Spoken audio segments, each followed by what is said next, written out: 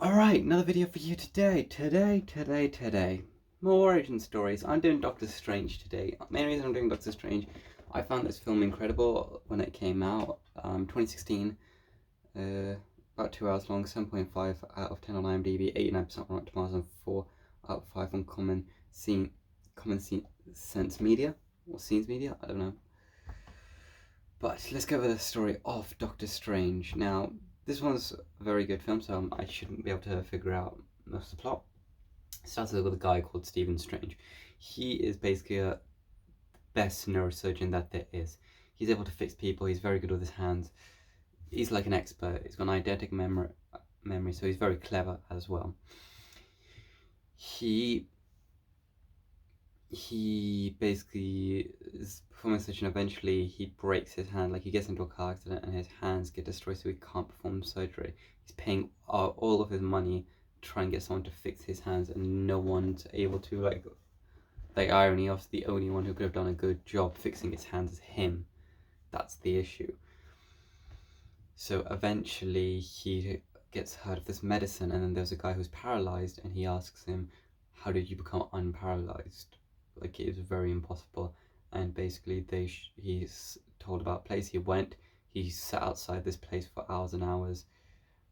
He got robbed at one point eventually from his watch. He got taken in by these people, and these were like sorcerers. They were like magic people. He didn't believe in it at first, and then the elder one showed him the ways. That was her name? Ancient One showed him the ways for the magic and stuff like that, and they were going to teach him all these magic tricks and how to use his rings and all that stuff.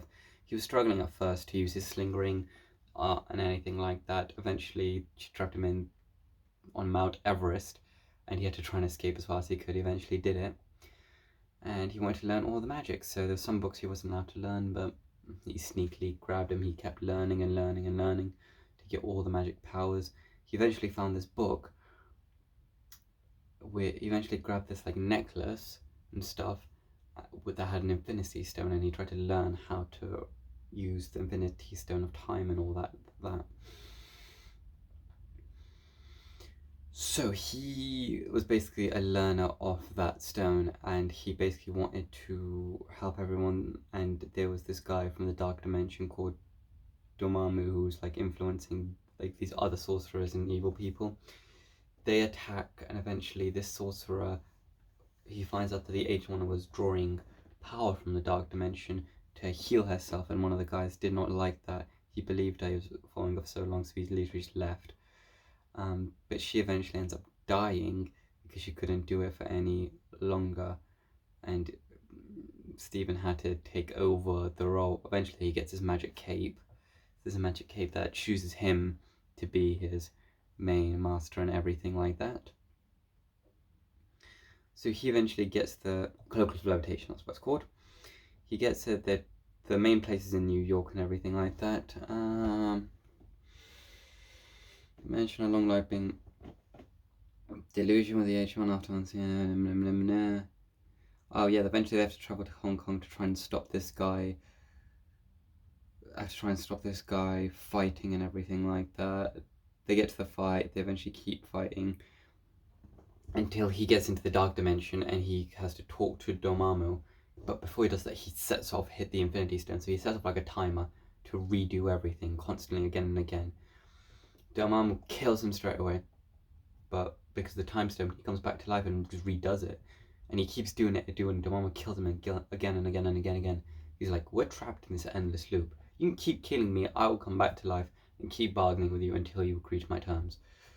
Eventually Dormammu doesn't really have much of a choice, so he eventually agrees to Strange's decision. He takes it away, he gets rid of all the evil people, and he doesn't come back.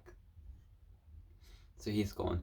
Obviously, it's like a weird. This bit was a weird sort of like fight, because Dormammu, I think, is meant to be like the main Doctor Strange villain, and to like blow him off so fast is like a very weird thing, but it's not the worst thing in the world. I mean, it's still good story, still good fun, still a good entertaining bit, and he did.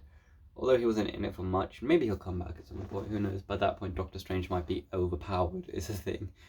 That's the thing with all these heroes; they get better and better each time. So it's like, how do you beat them?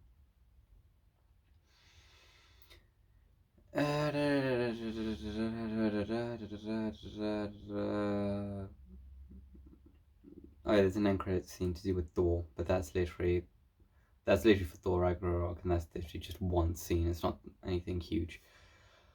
Um, yeah, I'm gonna give it an 8, no, 8.5 as well, because I think I enjoyed it just about as much as I did Captain Marvel. But I think it's an entertaining film. I think Benedict Cumberbatch played his role very well in terms of seeing a new character. I think it's very entertaining.